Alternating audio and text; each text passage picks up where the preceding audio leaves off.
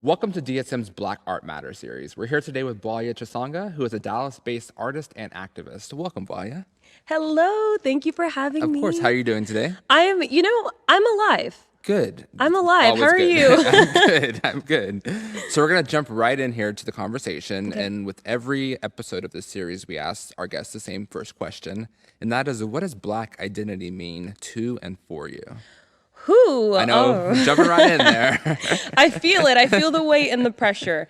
You know, as an individual growing up with the notion of Blackness being rooted in American Blackness, I realized that as I grow up and come to be the person that I am, that's not just the case, that there are so many different interpretations of Blackness and identity when it comes to being Black. And for me, Blackness as a proud Zambian African, who also grew up with weird customs of English customs and American and Zambian cultures, I think what it really boils down to me is, despite us being Black or me being Black, staying true to my own vibrancy and what my mission is as a person, as a vessel, Right.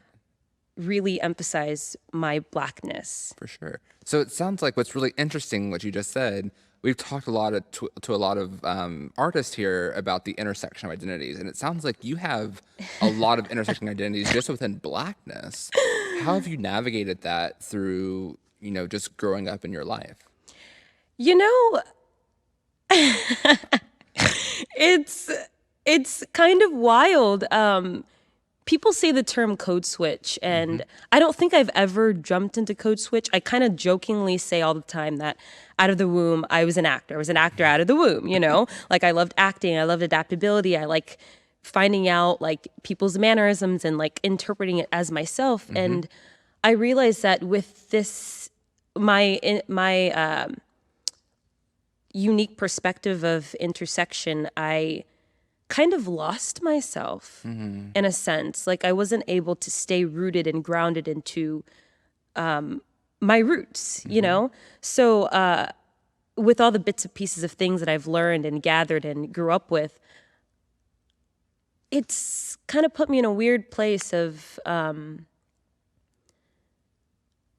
trying to figure out who I am. Right. Like I realize that I'm on this weird quest of self-identity and self-exploration and trying to understand what my role as a vessel here on this earth and what I'm supposed to be doing. Right. So it's kind of complex, but it really helped me see the value in storytelling. Yeah. Can you talk a little bit more about that moment you felt like you had lost yourself in terms of identity? That's a really strong moment, I'm sure. I don't think it's just one moment. I think there are a bunch of fragments and pieces that made me realize that, but it really hit me, during the protests in Dallas. Like I was with the protest group and I was protesting for a bit, and I was talking with a friend who I love and cherish, JD, who's non-binary, and we just sat and talked about identity, and they were like, yeah, I just am tired of feeling like I have to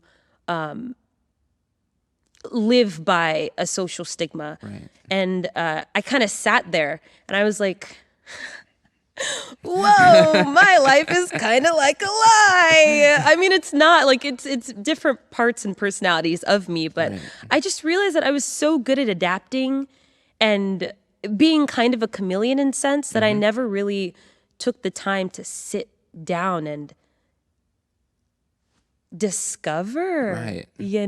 like. So I'm curious, in your work, in your creative work, do you think all those skills that you learned in the creative side of you and what you've done on and off stage contributed to that loss of being able to find who you were because you were always used to adapting and changing to different roles and different characters?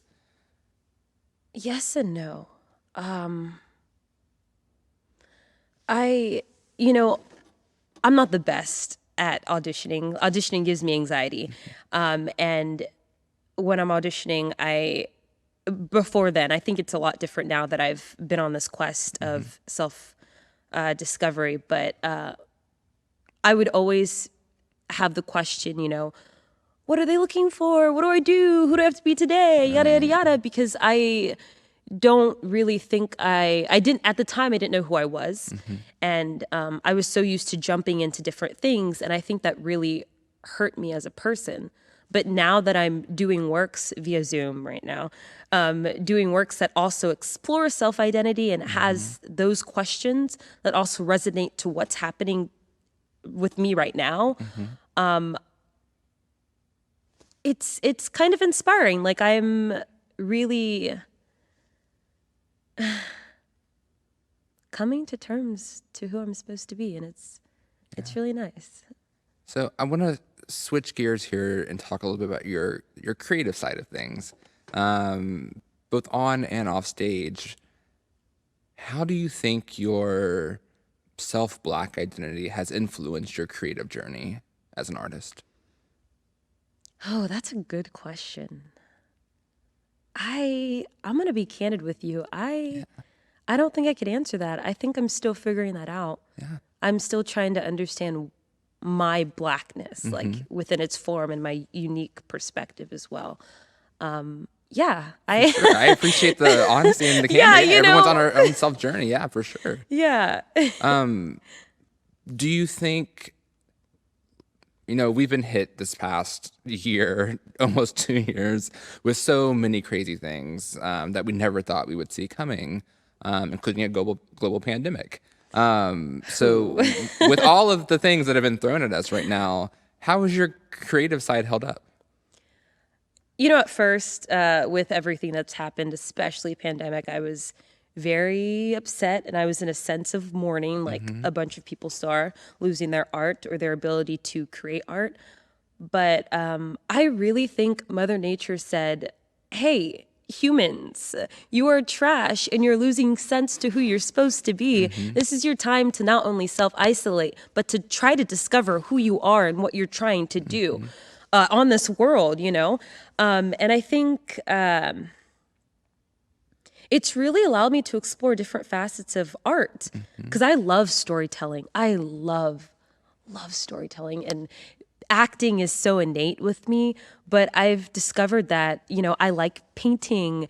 I like making sculptures. I like making games for people, all of these little things that embody some form of art. So, it's just really interesting, like I love art. I love artists. I love storytelling. So along those lines, then, I want to transition now into your activism and your protest work, because activism and protesting, that's a form of art and expression. How have you found that your creativeness and your creative side and your creative identity has influenced the activism you've put yourself into, the protest you decide to go to? What does that intersectionality look like for you?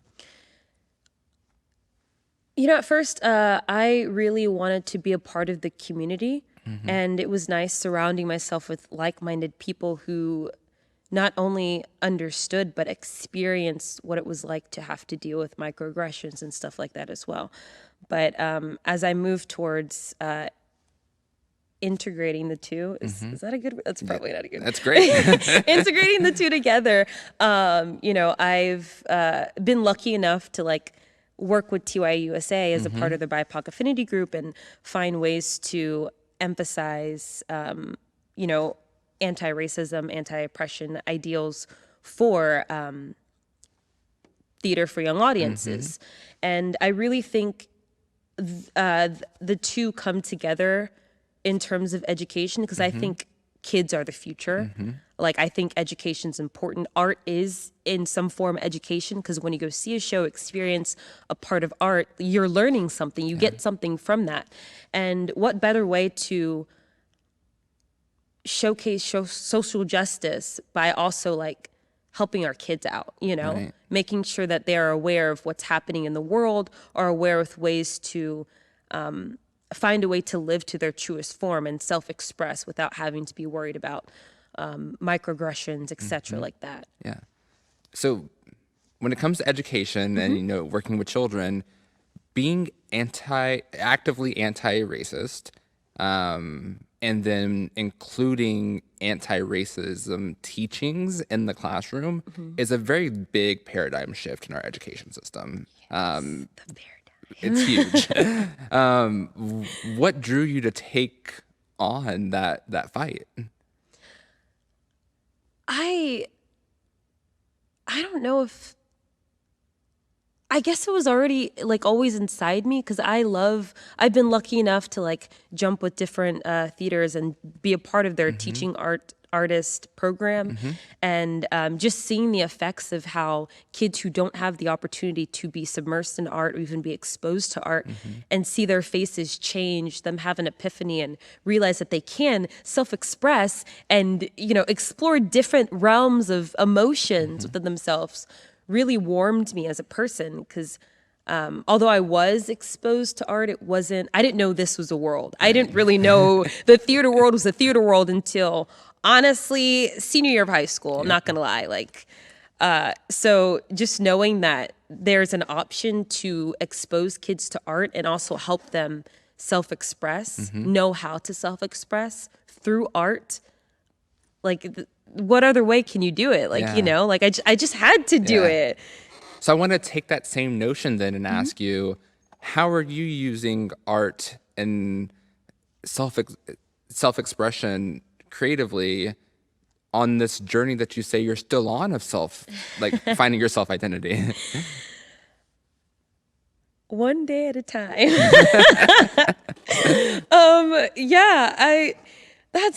You love loaded questions. I really do. That. I really do. I can't say I don't know again. But I don't know. One day at a time like, is honestly, is an answer. One day at a time. Like, I just try to learn something every day, even if it's small. Practice something every day. Just allow myself to rest and be at one with my psyche. Right. I think a lot of people don't have the time to like be with their own psyche, understand their minds. So I think art helps me explore that even more so. And we know when we have the data to say that, you know, self-care is vastly underutilized in the Black community, but severely needed in the Black community. And it sounds like you found a way to really find that self-care within yourself.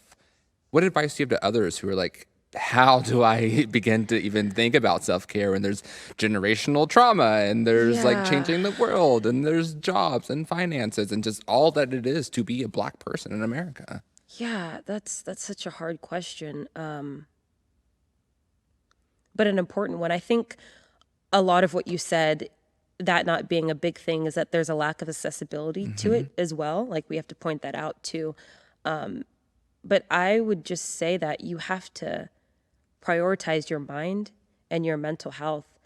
Because if you think about it, if you're like, say you're working out and like, yeah, I got bodies for days, and your mind isn't there, then what's the use of, you know, having that exterior be in tip-top shape, you know? Like, deep inside you'll be hollow and it lacks connectivity. And that's the thing that I'm really fighting for, because you know, the opposite of hate isn't love. The opposite of love is indifference. The opposite of hate is connectivity. And that's what we're missing. So how do we connect? We figure out how our minds work, and we take the time to discover ourselves, jump into self-expression, and then we're able to connect and communicate.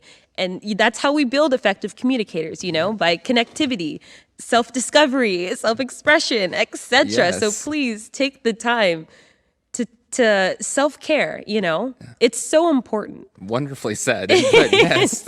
A question that I love to ask those who are in the theater world and immersed specifically in the Dallas theater community is, last summer, after the tragic murder of George Floyd, there were a lot of theaters in our community that came out with statements that said, we have to change, and we're going to change, and change is going to be permanent. We are now, you know, fingers crossed, on the downward side of this pandemic, in which theaters are going to start being able to reopen, and we're going to be able to gather and see things on stage for the first time in over, you know, a year and a half. Do you think promises made will be promises kept specifically for the Dallas theater community? In short, words are words. I want to see actions. You know, what are you doing right now in this time? Like, of course, theater isn't open. We don't really have, I mean, there are different modes of theater right now, like people are doing Zoom performances, etc., finding new innovative ways to curate live performance, which I love. But what are you doing for the communities? You know, like, what are you can say all you want, but if you're not taking steps to figure out what you can do for the community, your words are trash. It's literally like trash. And I can't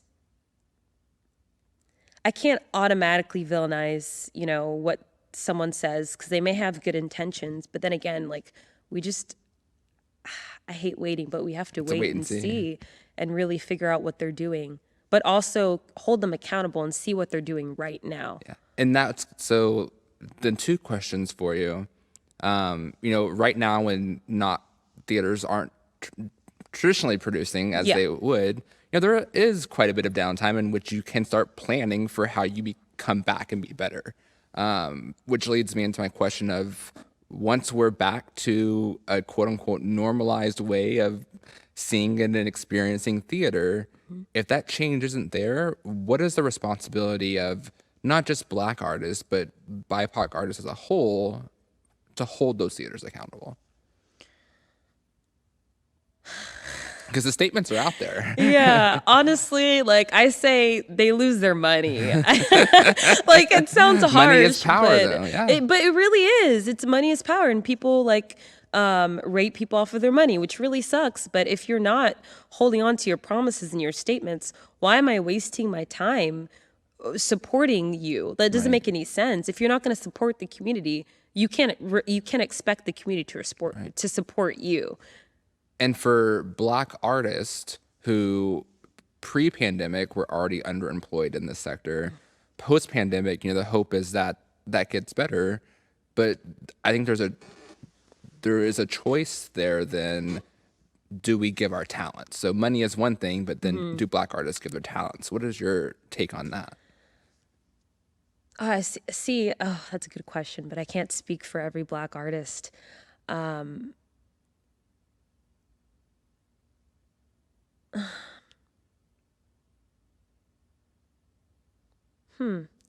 think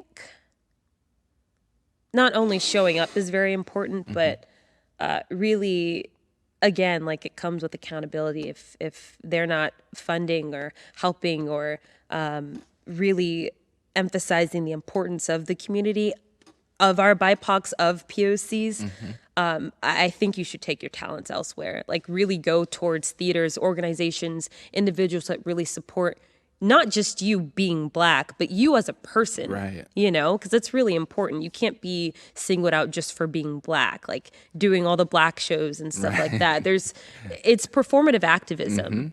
And there's no point in subjecting yourself to performative activism. Like, you really have to take care of yourself. And that's the way to take care of yourself. Take your talents elsewhere. Right. I love that answer. You, I think, hit it right on the nose without, like you said, speaking for the entire community, because everyone's going to be different when we return.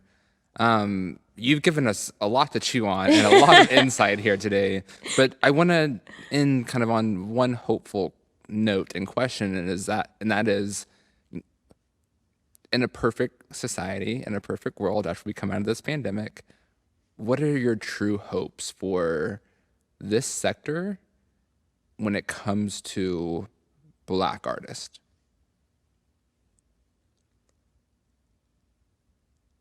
That we are allowed to live on our truths without it having to be a story or a stereotype or fit inside a box, and live outside the white gaze.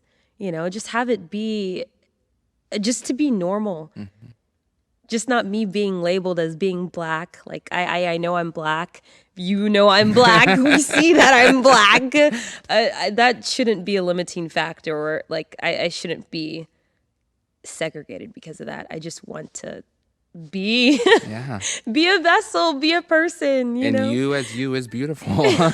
Thank you. You are too. Bwalya, thank you so much for sharing your time and talents. We know that the time and talents of Black individuals are valuable and should be treated as such. And we are so fortunate and feel privileged that you were able to share both with us today. So thank you so much. Thank you for having me. Of course.